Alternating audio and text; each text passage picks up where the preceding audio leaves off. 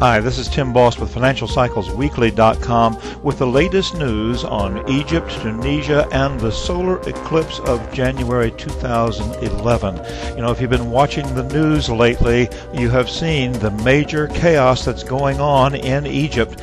We've had rioting in the streets and the police and the army taking action, the president threatening to resign, and so forth. The government has also been toppled in Tunisia just in the last couple of weeks. And currently we also have mass demonstrations going on in Jordan and against the government in Yemen as well. Tremendous amount of chaos sweeping through the Middle East and North African countries at this time. So the question is, what's going on here? And should we be surprised with all of this taking place at this particular time in this particular location? The answer is no, we shouldn't be surprised. The solar eclipse of January 2011, its impact on the markets, the monograph that's available from bit.ly/solar2011jan was published in December 2010, in which we talk specifically about the impact coming up for this eclipse that occurred on the 4th of January 2011.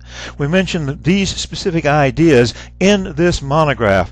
The solar eclipse would have powerful or even revolutionary ideas accompanying it, a time of extreme stress and tension, highly energized optimism that's ready to break out in extreme or emphatic ways, extremely sharp-witted demagoguery will be present, unpleasant associations that unexpectedly precipitate underhanded or even illegal activities. In addition to that, we noted that the January solar eclipse creates an emphasis on chemicals in general, especially ones with foul-smelling fumes and vapors.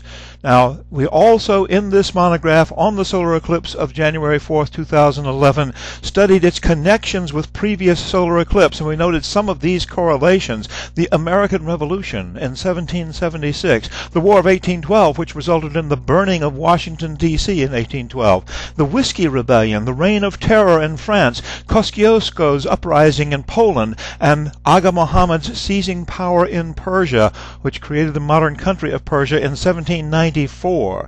In revolutions in Paris, in Berlin, in Budapest, and in Vienna in the year 1848, connected with another solar eclipse related to this particular one. Riots in Russia and Abdulaziz ibn Saud seizing Riyadh in 1902, which created the modern country of Saudi Arabia with his Arabist nationalist movements. Then the Soviets crushed the uprisings in Hungary and Poland in 1956, and most importantly also in 1956, connected with another solar eclipse in this series, Gamal Nasser seized control of the Suez Canal, provoking a Suez crisis. Israel invaded the Sinai. The French and the British bombed Egyptian air bases and so forth in 1956. So this is a very, very treacherous pattern that we've seen unfolding in this series of eclipses, with lots of revolutions, uprisings, and military actions in some cases. But the most important factor in considering this eclipse is the eclipse path itself. Where was the eclipse visible? And we look for the most significant events related to the specific eclipse in those geographic areas where the eclipse itself was visible. Now, this was a partial eclipse of the sun, visible only in a portion of the Earth. These lines across the global map show the general area where the partial eclipse was visible on January 4th. We zoom in here a little bit and we note this whole area across northern Africa, throughout the Middle East, and to Saudi Arabia, Iran, and so forth, is the area that gets the highest level of emphasis with the eclipse path. We have Tunisia under the eclipse path, also Egypt under the eclipse path. In addition to that, Yemen is under the eclipse path, and we've seen significant events in all of these areas. We can be looking for events to occur as well in Libya and in Saudi Arabia and in Iran, as well as countries highlighted under this particular trajectory of the eclipse. We can expect more events to occur. Now, there are two important points to keep in mind at this juncture. First of all, the impact of the eclipse is not just limited to the countries under the eclipse path. There are also effects on other countries as well, and specifically on economic structures and on the markets in all areas throughout the world. We're already seeing some of these impacts on the financial markets, on the stock markets in various sectors, and these effects will continue. And the second important point is, in fact, that the impact of the January eclipse is not over yet.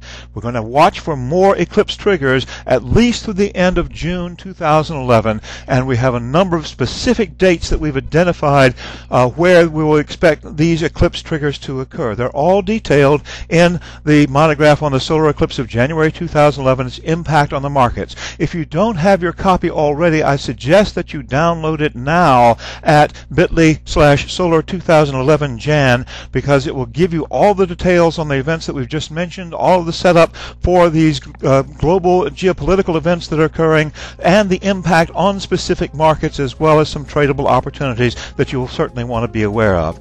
Oh yeah, we almost forgot here. What about this emphasis on chemicals in general, especially the ones with foul-smelling fumes and vapors? I've been looking for perhaps some major chemical leak or something of that sort. We may start to see that in the coming months as the eclipse effects continue. But it suddenly came to mind when we started getting the news from Cairo and Alexandria, the clouds of tear gas engulfing the Egyptian cities as the riots have progressed. Certainly fits this description of this particular solar eclipse effect as well.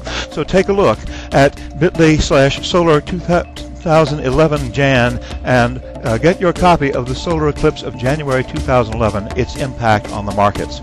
This is Tim Boss with FinancialCyclesWeekly.com. Thanks for watching.